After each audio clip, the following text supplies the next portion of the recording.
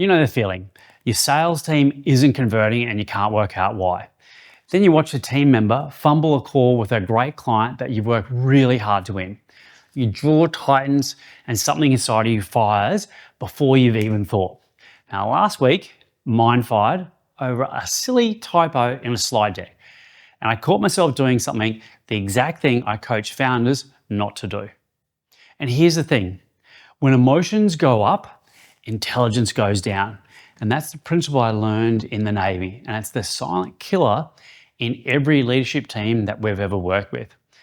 Because the way you react under pressure quietly undermines you and keeps the whole business depending on you. The team manages around your moods. They wait for your call. And a business that runs on your reactions can't run without you. So learning to respond instead of react is a structural shift.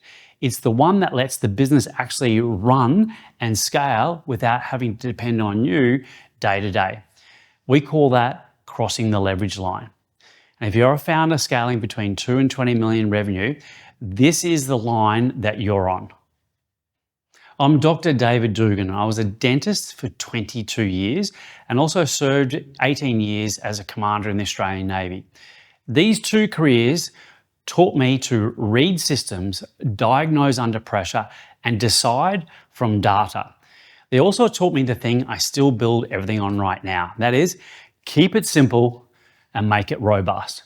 And since 2010, I've worked with over 2,400 businesses across Australia, the US, Europe, and the Middle East. And the difference between the decisions that are built on calm, durable teams and the decisions that cost owners their best people is rarely a strategy. It almost always is their response under pressure. In fact, it's the inner work. And this inner work is the strategic work. Emotions are just data, and therefore what we say is data over drama. Today, I'll show you the framework I use and train my clients on. We use it to catch knee-jerk reactions, emotional reactions in the moment so that people can choose wisely and choose differently.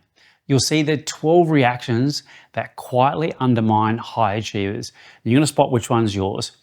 You're going to walk away with a clear 4-step reset that you can run in a heartbeat once you've practiced it. So stay with me because people say these are the soft skills, but after working closely with over 2,400 businesses, I can tell you they're the hardest skills to master and they're the ones that really make the difference. And if any part of you has ever caught yourself being a positive Pollyanna at work and a bit of an attacker at home, you're definitely going to want to watch what comes next. And if you just want to cut to the chase and you want our triggered to terrific playbook that we use with our clients, the link is in the description below. It has the full map of the 12 reactions, the 4-step reset, and the outcome question. Grab it now so it's ready when you are.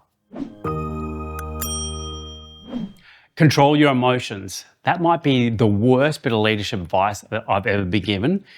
And most of us were raised on it. You know, the calmest operators that I work with don't suppress what they feel. They read it, they name it, and they choose what they want to do with it. Susan David is a psychologist who wrote a book, Emotional Agility. Put into one sentence, emotions are data, not directives. Read it again. Emotions are data, not directives. Because most leadership advice tells you the opposite. Control your emotions. Just push through, stay professional. That advice is part of the problem. And here's what your brain actually does. Something happens, like a negative email comes in, a missed deadline, a typo in a slide deck, and an ancient alarm system fires first. The amygdala, deep in the limbic brain or on the brainstem. I call it the crocodile brain. And its only job is to keep you alive. And it fires before your thinking brain has caught up. Now, if we go back a few hundred years, that fight and flight feeling, that was a saber-toothed tiger. Today, it's a nasty email from a client. It's the same circuitry system. It's the same chemical cascade. And most people go straight from this alarm system straight through to reaction. But there is a gap. And the gap Here is your ability to create some meaning, and that gap means that you can actually respond. And what the brain is actually asking is just one question. What does this mean? Now, the less conscious you are, the more you skip this gap and go straight into a reaction. The more conscious you are, the more you pause. In the gap, you read the emotion as data, you name it, and you choose what to do with it next.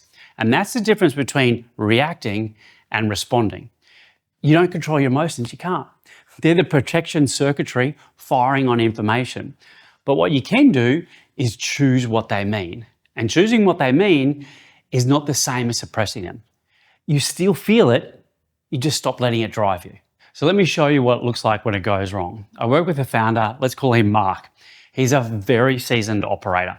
He's been in business for more than 10 years and his business is just cracking over $10 million. It's a professional services business and it's doing really well. Yet his sales team needed some changes, especially how they were being incentivized, especially on their commissions. And he wanted to give them actually more commissions once they passed the threshold, all pretty reasonable. Now, the first time he presented the changes, the team pushed back on him hard. And when they did, Mark felt this flash of emotion. He knew it was the right call for his business, and he knew it was the right call for a salesperson who actually backed themselves. But he felt completely exposed because if the sales team walked, he was in big trouble. So what he did, he avoided the situation. He went quiet, he dropped into child mode, and he did nothing. And the problem just sat there and it festered. 5 months later, the same problem, the same conversion issue, and now the team has an even worse attitude. And the frustration boiled over. This time he came in hot. He came in as the attacker. He came to me and said, I want to tear someone's throat out. I want to let them know. And I said, hey, we're easy. What's going on? He said, I'm going to fire them all. That's how hot it gets when the crocodile brain is driving. It's the same data. It was actually really the same problem that he had. But this time he reacted to it emotionally as a directive. He's done it twice, but in two different directions. One, he kind of went, ugh, now they came out fighting. It was wrong for the business, it was wrong for the team, and it was actually wrong for him. So here's where it turned. I asked him this one question. How do we make lemonade from lemons? So that the whole team, not just the sales team, can benefit from this situation that's here. And how can we use this to build the core values and beliefs in the company? That was just that one question that made him pause for a moment in that gap and actually really think. Now that one question, he went from attacking to actually going, I'm going to work this problem as I would as a coach. From sinking into, oh, poor is me, woe is me, to taking full ownership and building a strategic plan. But here's the cost. He's living it right now. He'd already made the stuff ups. What happened was 2/3 of his closers, his key salespeople, either left the business or they were let go. The damage was already done. The cancer had already set in. He was left scrambling, recruiting quickly with new people to onboard and to train. Fortunately, with that change of thinking though, it wasn't too late. He was still able to keep the business as a whole powering on, but the sales team was still hurting. All of it completely unavoidable. Now, if he'd come at the very beginning with a thought through plan and he coached the team on the challenges, he would have had a different scenario altogether. The frustration he experienced was real. It was real data, but treated as an emotional directive has cost him big time. In fact, in the reduction in his sales capacity in the order of $500,000, all completely avoidable. Emotions are just data firing on information. They're not instructions that say, you got to act. So the moment you stop treating them like commands, you actually take back the leadership seat. Emotions are just data and therefore data over drama. You don't control your emotions, but you do control what they mean. Now here's the bit that catches every high achiever I've worked with out. The reactions you default to, the ones that fire the fastest, most of them are what made you super successful. It's actually what helped you build the business, but now they're quietly undermining it. So let's name them and find out the ones that are yours. That's what we're covering now. Everyone has knee-jerk reactions. That's the pattern your brain falls into the second it gets triggered. And almost every high performer that I've ever worked with has the same blind spots about their own knee-jerk reactions. Technically, these knee-jerk reactions, there are 12 of them, they're called default reactions, but I'm just going to call them knee-jerk reactions because that's how they feel. There are 12 of them, and what I'm going to do is take you through the 6 that catch most founders out, and the remainder of the 12 you can grab in the Triggered to Terrific playbook, and the link's in the description below. Here's the first one. It's the reaction is being an attacker. The attacker comes out charging. It's first strike, win the room before anyone realizes what happens. The response to that is to be the coach. And the coach says, I'm going to work with the person. I'm going to connect with what they're feeling and really see what their outcome is. The second one is the hero. The hero says, I'll solve it. No one else can do it as well as I can do it. And this is the one that I see that gets most founders. Because what happens is your individual brilliance is what built the business. But as the saying goes, what got you here won't get you there. And so what happens is the brain doubles down on the very thing that's now holding you back. And that's the trap. The hero has a winning strategy at one stage of the business, but that becomes the losing strategy at the next stage. So the response to this knee-jerk reaction is to be the collaborator. The collaborator asks for help. They give autonomy to the team and they let the team carry it. The next one is positive Pollyanna. And that is unrealistically optimistic. She'll be right, it'll be fine, no dramas, until it isn't. And the response to this is very much to be the pragmatist. Now, the pragmatist looks at it cleanly. It accounts for the downside. It makes a real call, even if it's difficult. The next one is the avoider. Now, the avoider withdraws and closes down during hard conversations. It looks calm, it looks steady, but quietly it's costing you trust. Now, the response to the avoider is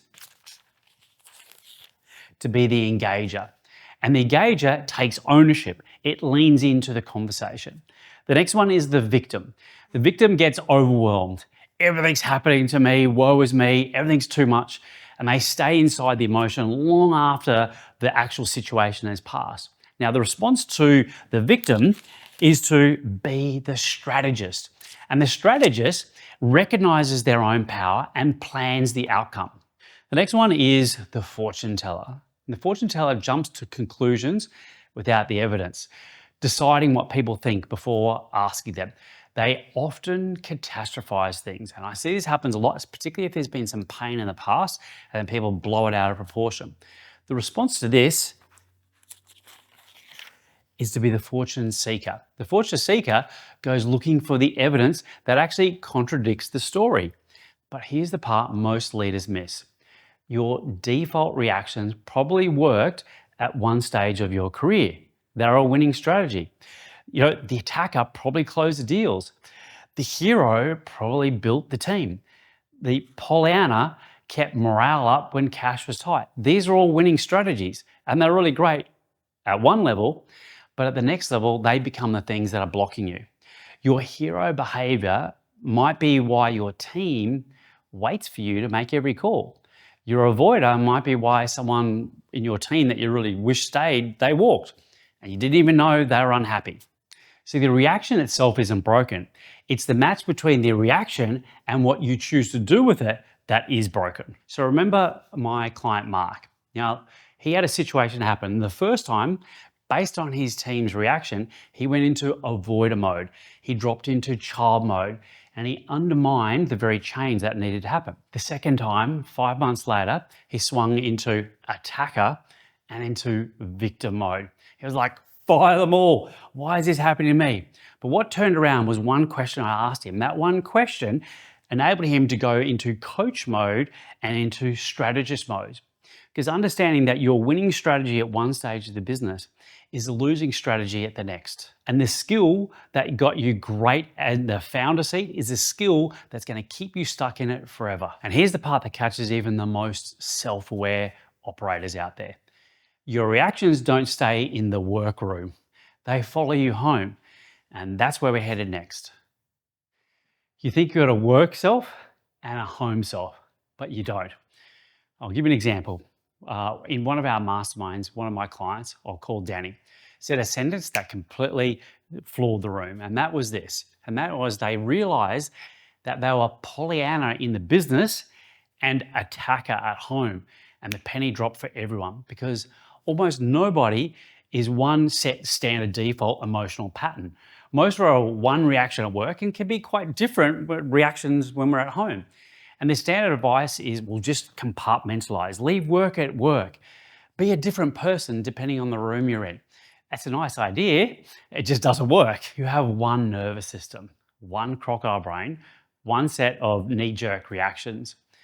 The circuitry that fires when you are super frustrated because your 7-year-old won't go to bed at the time that you want is the same circuitry that fires when your operations manager misses a deadline.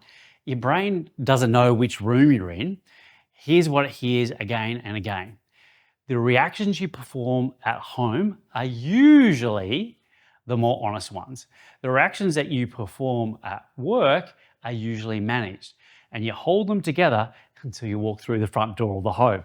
Then that suppressed version comes out at home. Your partner cops it, your kids cop it, the dog cops it, and then afterwards you feel bad about it and guilt arises. And the next morning, you do it again and rinse and repeat it. You can't fix it in one place that you're in because the pattern lives in you, not in the room. And here's the kicker. Whatever's unprocessed at work will show up at home, unfortunately, with a little bit of interest added on top. But the reverse is also true. So if you fix the pattern in one place, it transfers. You get better at responding in the workplace and instead of reacting at work. And guess what? Your home life changes as well. Fix one and both change and your life change. Get better at it at home and your team will also feel it the next week. So if you can't suppress your way out and you can't compartmentalize your way out, the real question is, what do you actually do? Before we get into that practical answer, let me give you the simplest version right now. So if you've just recognized you're running different reactions in different rooms and you want help breaking the pattern at the source, then the best thing you need to do is to book a growth driver call with us.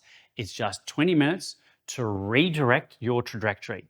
We'll identify the one reaction that's costing you the most right now, and we'll give you the single highest leverage action item that you can take this week. No theater, real conversation, right now, things that you can work off. So let's get back to the question, what do you actually do? That's what we call the detour. That's what I'm going to cover next. There's a 4-step process from moving from reacting to responding, and it happens in a heartbeat once you're trained.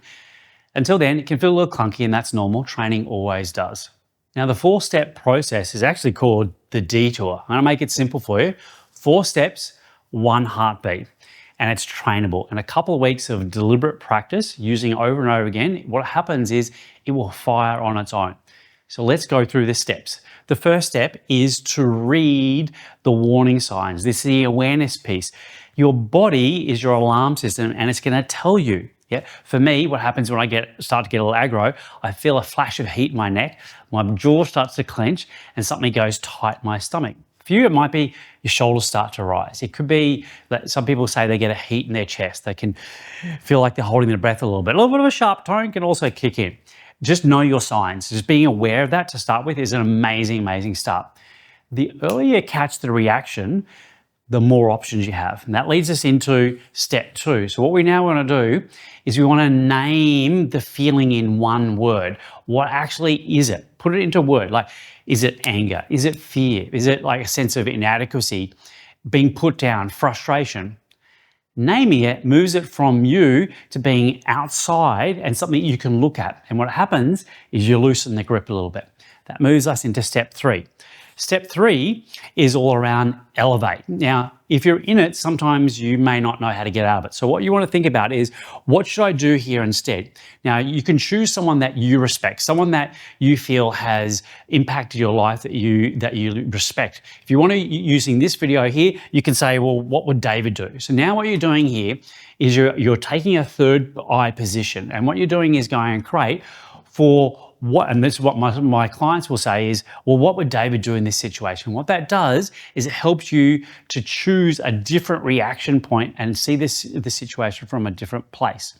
That's what's going to help you to react differently. That leads us into step 4. Step 4, now that you've done that, you get to choose, because every reaction has a paired response. We know the attacker becomes a coach. Positive Pollyanna becomes a pragmatist. The fortune teller becomes a fortune seeker. You don't have to invent it. It's right there for you. You can just choose it. So when you speak these steps out loud, especially the first time, it sounds a bit clunky, but the pathway is there and it can help you to move faster. The more you verbalize it, the quicker you'll get results. And this is exactly what we did with Mark. Remember Mark? He runs the professional services business, almost $10 million. 2 times he got it wrong. On the 3rd time, he read the warning signs. The boil over was coming and he was in the mode, I'm going to fire them. He named it. He identified the frustration underneath, the fear of being exposed. And what he did on the 3rd occasion is he elevated himself and he said, okay, what would David do here? And he chose a different route. He went to coach instead of attacker. He went to strategist instead of being the victim. Now, this is not theory. They were just the 4 steps run in motion, and he already had 2 goes. The 3rd time he got it right. It was real money on the line, real people, and he got a much better result. So the bottom line is, keep it simple and make it robust. 18 years in the Navy taught me a lot. And here's one of the biggest lessons that I learned in the Navy. And it's why the Navy trains the way it does. Because you train, because what happens is when your emotion is low, your decision-making ability is high. But what happens is when your emotion is high, your decision-making ability drops. So when you train hard when things are calm, that way when the pressure is on, you're not deciding in the moment, you're falling back to patterns that you have already built. The muscle's already there. The crocodile brain still fires, the emotions are there, but what happens is the trained pathway, the circuitry, fires faster and it takes over. The thing is, most founders have never been given that training. So when the pressure comes, the only thing is available is their default reaction, their knee-jerk reaction. That's why we're reinstalling this into your psychology so that you can train when you're calm, when the pressure's on, you can perform. Keep it simple, make it robust. Simple enough to run when you're not stressed and simple enough to run when you are stressed. Robust enough to hold up regardless of whatever the circumstances are, especially when you're faced with really tough and hard decisions. People often call these soft skills, and yet really, these are actually the hardest skills. These are the ones that trip most people up, and they're the ones that truly make the biggest difference. Remember, awareness first. Read the signs. Name the feeling. Elevate by thinking, okay, what would David do? And then from there, you can take the detour and choose where you're going. It's 4 steps done in a heartbeat with regular practice. It will change your life. Because the truth is, you can't outsmart the crocodile brain, but you can train a much faster route around it. But there's one more layer. The piece that decides whether the detour actually works or it just becomes another thing that you read about and watched and just forget. So stay tuned with me on this one. That's what I'm covering now. And all of it comes down to one single question. Asked in the moment, and the reaction or the knee-jerk reaction just loses its grip while the real response that you want to take takes over. And that question is really simple, and that is, in this moment, what outcome do I really want here? Not what I want to say, not what I want it to do, but what outcome do I ultimately want to see? So here's what happens for most people, and that is they get a trigger and then they react. It's the triggered version of you that's fixated on thing that's just happened, like the missed deadline, the undertone in the email that someone sent you, the child who won't make their bed when it's a home situation, the customer who left disgruntled. What happens is when you focus on the situation is in charge of your reactions and your emotions. You're not. But when you focus on the outcome, the situation becomes data again. The reaction becomes something that you can pick up or you can put down. If the outcome you want, say, for example, is for a team member to take greater ownership of their work, then ranting them doesn't serve that. So don't do it. If the outcome, say, for your partner, when you go home is they want to feel nicer around you, so don't attack them at the door. Don't get a reaction when they get in because they're going to get a little afraid. They don't want to be around that. So don't do it. If the outcome that you want, say, for a customer to feel like they're being heard, then defending yourself doesn't serve that. So don't do that. As the Tao saying goes, where the focus goes, the energy flows. So what we're going to do is focus on the ultimate outcome that you want to see. And what happens is everything else lines up behind that. One last thing. Emotions are designed to be felt, not suppressed, not bypassed, not powered through. They're meant to be felt. This isn't about skipping emotions. It's about choosing what to do with it. You're not aiming to never feel triggered again. That's just not possible. It's not real. It's not even desirable, actually. What you're aiming to do is to train yourself to shorten the gap between when you trigger and have a chosen response. You want to move that from days down to hours, hours down to minutes, and minutes down to a heartbeat.